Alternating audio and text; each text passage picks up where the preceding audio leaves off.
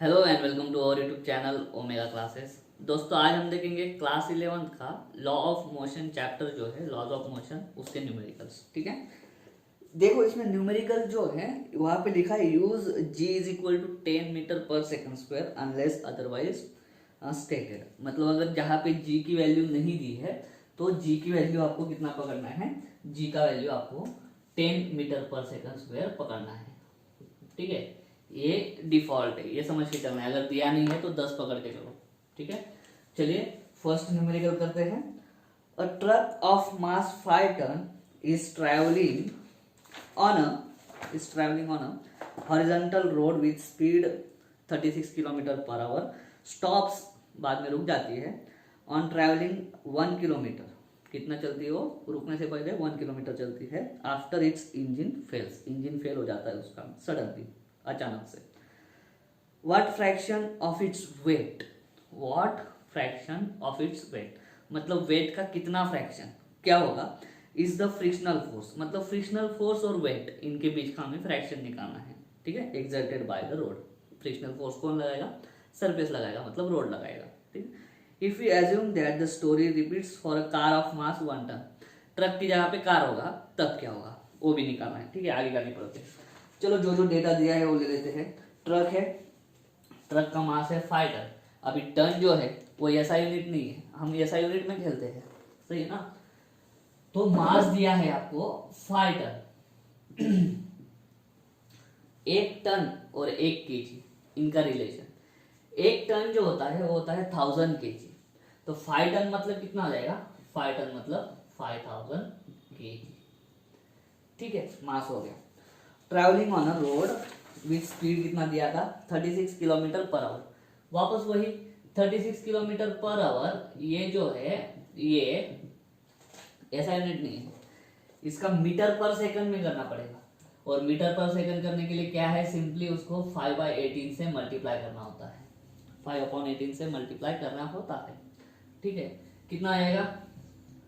18 36 2 into 5 10 metre per second. Sorry, stop होगी बाद में। चलो फिर ये इनिशियल वेलोसिटी पकड़ के चलते हैं। पहले इतनी वेलोसिटी से चल रहा था, बाद में स्टॉप हो जाएंगी। स्टॉप मतलब 0 मीटर पर सेकंड। लेकिन रुकने से पहले कितना डिस्टेंस कवर कर दिए है वो? 1 किलोमीटर। 1 किलोमीटर मतलब कितना? 1000 मीटर। ठीक है, what fraction of its weight, what fraction of its weight मतलब वेट का कितना fraction is the frictional force. ठीक है, चलिए हमको देखो frictional force is equal to k fraction. Fraction को क्या मान लेते? के। फ्रिक्शनल फोर्स हमारा वेट का कौन सा या कितना फ्रैक्शन है वो हमको निकालना है। तो के की वैल्यू हमको निकालना है इस न्यूमेरिकल में। ठीक है, तो के कैसे निकलेगा? के निकलेगा फ्रिक्शनल फोर्स अपॉन वेट। ठीक है, चलिए के निकालते हैं। फ्रिक्शनल फोर्स अगर मालूम होगा आपको, अगर फ्रिक्शनल फोर्स मालूम होगा वो ऐसा है mu m g upon weight, weight होता है एम जी। ठीक है ना, तो के इज इक्वल टू आ जाएगा कितना? म्यू आएगा। ठीक है, एक म्यू निकालते हैं और कैसे निकालते हैं वो भी मैं बताता हूँ, ज्यादा टेंशन लेने का जरूरत इसमें है नहीं। ठीक है, दूसरे तरीके से भी कर सकते हैं। देखिए क्या है इसमें, ये हमारा ट्रक है। ठीक है, वेट उसका डाउनवर्ड है। ब्रेक दबाया, ब्रेक दबाने से कुछ तो स्पीड में चेंज आएगा, उससे एक्सेलरेशन होगा। फ्रिक्शनल फोर्स इस तरह से लगेगा। फ्रिक्शनल फोर्स मान लो कितना है?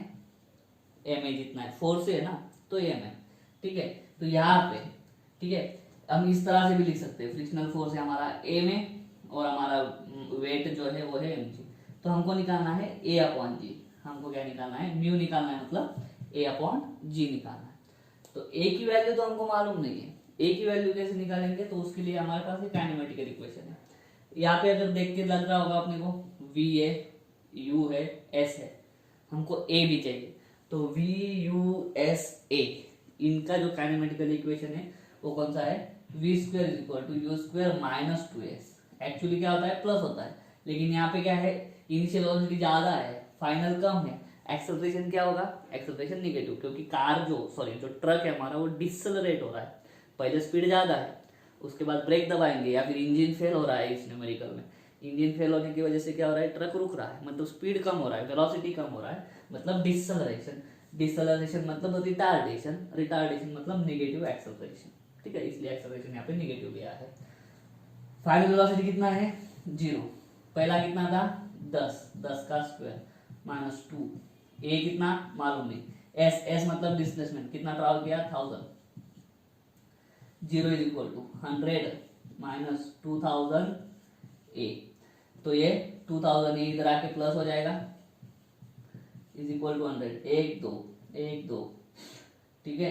ए इज इक्वल टू कितना आएगा 1/20, ए इज इक्वल टू कितना आया 1/20, और यहाँ पे फ्रैक्शन क्या है, म्यू कितना है ए बाई जी, जी दिया नहीं है तो बाय डिफॉल्ट जी कितना लेना है 10, तो पहले ए लिख लेते हैं 1/20, और ए नीचे जी मतलब 10, तो 1/200, तो फ्रैक्शन कितना आया 1/200। अभी नेक्स्ट पार्ट जो है क्वेश्चन का, वो बोल रहे कि अगर ट्रक की जगह पे कार होती है और कार का मास कितना है 1 टन, लेकिन जो फ्रैक्शन है हमारा, वो फ्रैक्शन देखो आप, फ्रैक्शन के फॉर्मूले में क्या है, सिर्फ ए है और जी है। जो हमारा फ्रैक्शन है वो मास पे डिपेंड नहीं है, देखो ना ए जो आ रहा है वो फाइनली क्या आ रहा है ए अपॉन बी, मास तो कैंसिल हो जा रहा, मास तो कैंसिल हो जा रहा, फाइनल जो फ्रैक्शन है उसमें मास का कोई लेना देना ही नहीं है। इसका मतलब क्या है, जो हमारा फ्रैक्शन है, the fraction will be same for both truck B and car B, because this fraction does not depend on mass, ऐसा लिख देना कि does not depend on mass पे डिपेंड नहीं होता है हमारा फ्रैक्शन, ठीक है। इस तरह से हमारा पहला न्यूमेरिकल हम कर सकते हैं। उम्मीद करता हूँ समझ में आ गया होगा। अभी लेते हैं सेकंड वाला, चलिए नेक्स्ट न्यूमेरिकल करते हैं। पढ़ता हूं मैं, a lighter object A and heavier object B. इसका मतलब क्या, लाइटर मतलब हल्का, तो देखो यहाँ पे दो ऑब्जेक्ट है, ए जो है ये लाइटर है और बी जो है वो हेवी है, ठीक है, मतलब बी का मास ज्यादा है, हेवी मतलब बड़ा मास, ठीक है। आर इनिशियली एट रेस्ट, दोनों यहाँ पे इनिशियली रेस्ट में, both are imparted the same linear momentum, दोनों का लीनियर मोमेंटम सेम है, मतलब क्या, लीनियर मोमेंटम का फॉर्मूला मास इनटू वेलोसिटी, इसका लीनियर मोमेंटम और इसका लीनियर मोमेंटम दोनों का सेम है। तो उसके बाद में पूछा उन्होंने कि which will start with greater kinetic energy, किसका काइनेटिक एनर्जी ज्यादा होगा, काइनेटिक एनर्जी हमारा ए का और काइनेटिक एनर्जी हमारा बी का, इन दोनों में से किसका काइनेटिक एनर्जी ज्यादा होगा, वो हमको पूछा गया है, ठीक है। स्टार्ट विद ए और बी और both will start with the same energy. वो बात का जाना, देखो ये है हमारा लीनियर, कॉमन सेंस पे ये है हमारा लीनियर मोमेंटम का फॉर्मूला, ठीक है। तो मास, ठीक है, मास वेलोसिटी, अगर ऊपर देखोगे आप तो एम ए छोटा है और एम बी बड़ा है, लेकिन प्रोडक्ट अगर सेम लाना है हमको तो इस केस में क्या होना चाहिए, वीए जो है हमारा वो वीबी से क्या होना चाहिए बड़ा। मान लो ए इंटू सी और बी इंटू डी, ऐसा दोनों का जो है वो मल्टीप्लीकेशन है 100। ये अगर मेरा 20 है और बी मेरा 50 है तो सी कितना होगा, सी मेरा 5 होगा और डी कितना होगा, डी मेरा 2 होगा। मतलब क्या, ए कम है बी ज्यादा है तो सी ज्यादा होगा, डी क्या होगा, कम होगा फाइनल, ठीक है। तो यहाँ पे भी क्या हो रहा है, मास कम है ए का तो उसका वेलोसिटी क्या होगा ज्यादा, क्योंकि मल्टीप्लीकेशन हमारा दोनों का सेम चाहिए, imparted with the same momentum बोला है उन्होंने, तो वी ए बड़ा होगा वी बी छोटा होगा। और अगर हम काइनेटिक एनर्जी का फॉर्मूला देखेंगे तो होता है हाफ एम वी स्क्वायर। इसका मतलब क्या है, काइनेटिक एनर्जी है वो मास को डायरेक्टली प्रोपोर्शनल है, लेकिन जो वेलोसिटी है उसके स्क्वायर को डायरेक्टली प्रोपोर्शनल है, तो इसका मतलब क्या है, जिसका वेलोसिटी बड़ा होगा उसका काइनेटिक एनर्जी भी क्या होगा, उसका काइनेटिक एनर्जी भी हमारा बड़ा होगा।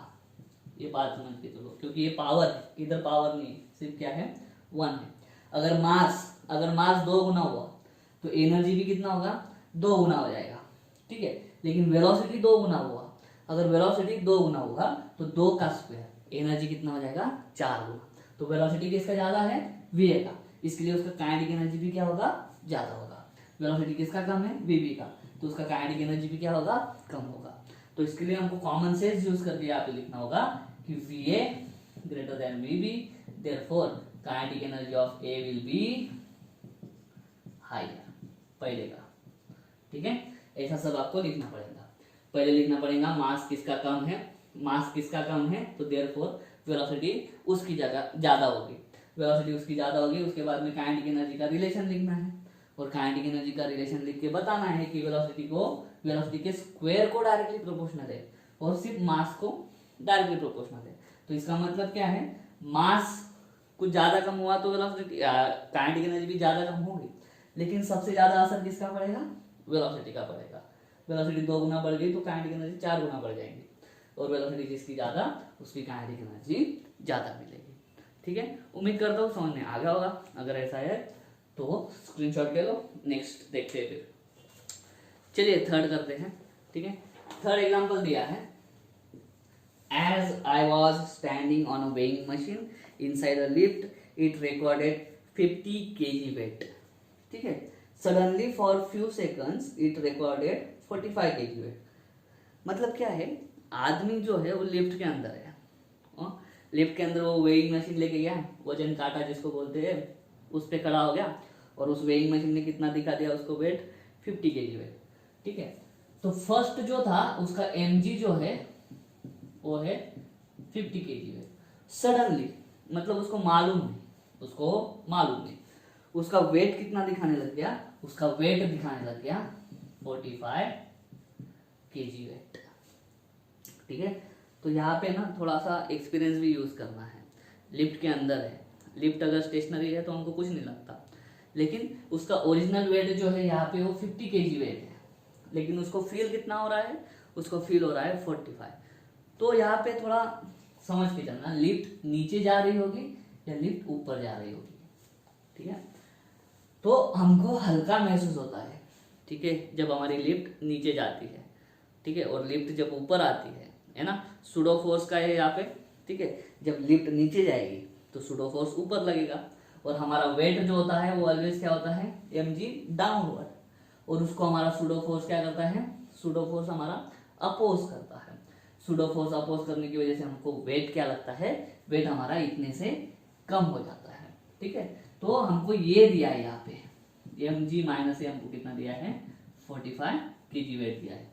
तो ये mg माइनस है, इतना तो पता चल रहा है ना कम, तो g में से कुछ ना कुछ कम तो करना पड़ेगा, दूसरा मल्टीप्लिकेशन। कम कब होगा, जब हमारी लिफ्ट डाउनवर्ड जाती है, ठीक है, तब हमें हल्का महसूस होता है। हमारा एक्चुअल वेट से हमें ऐसा लगता है कि हमारा वेट कम है, और ये इतना है। तो उन्होंने नेक्स्ट हमें क्वेश्चन पूछा है, what must have happened during that time, ठीक है।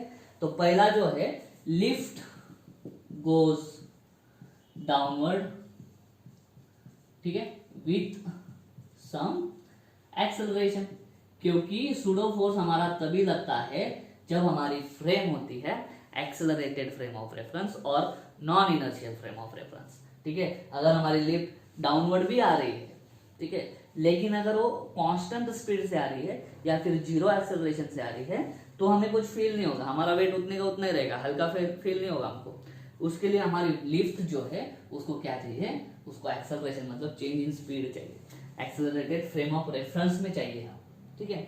यहाँ पे वेट में चेंज दिख रहा है, मतलब हमारी जो लिफ्ट है वो लिफ्ट कौन सी फ्रेम ऑफ रेफरेंस है, एक्सेलरेटेड फ्रेम ऑफ रेफरेंस है, ठीक है। तो हमको क्या करना है, अभी ए निकालना है कि कितने एक्सेलरेशन से वो डाउनवर्ड आ सकती है। तो सिंपल, इसको इक्वेशन फर्स्ट बोल दो, इसको सेकंड बोल दो, ठीक है। mg माइनस ए ऊपर ले लेता हूं मैं, या फिर फर्स्ट डिवाइडेड बाय सेकंड करो, mg upon m g minus a is equal to 50 upon 45, mm cut, g upon g minus a is equal to 5 से डिवाइड करेंगे 10/9 है ना। जी की वैल्यू है 10 क्योंकि बाय डिफॉल्ट 10 लेना है। 10 minus a is equal to 10/9। यहाँ पे दिख रहा है 10 10 एक दूसरे को cancel, 10/a is equal to 9, तो a आ जाएगा 1। तो हमारी लिफ्ट जो है coming downward with acceleration of 1 metre per second square, वही आंसर। ठीक है, 1 मीटर पर सेकंड स्क्वायर से हमारी लिफ्ट डाउनवर्ड आ रही है। डाउनवर्ड पता चल जाना चाहिए। एक्चुअल वेट से अगर अपैरेंट वेट कम है तो लिफ्ट डाउनवर्ड आ रही है। ठीक है, क्योंकि वेट को अपोज करने वाला फोर्स लग रहा होगा। ठीक है, वेट को अपोज करने वाला फोर्स कैसे लगेगा? अपवर्ड। अपवर्ड कब लगेगा? जब हमारी लिफ्ट डाउनवर्ड, क्योंकि सुडो फोर्स की डायरेक्शन होती है opposite to the direction of acceleration of frame. The direction of pseudo force is always opposite to the direction of accelerated frame। ठीक है, उम्मीद करता हूँ ये थर्ड वाला भी समझ में आ गया होगा। अभी देखते हैं नेक्स्ट।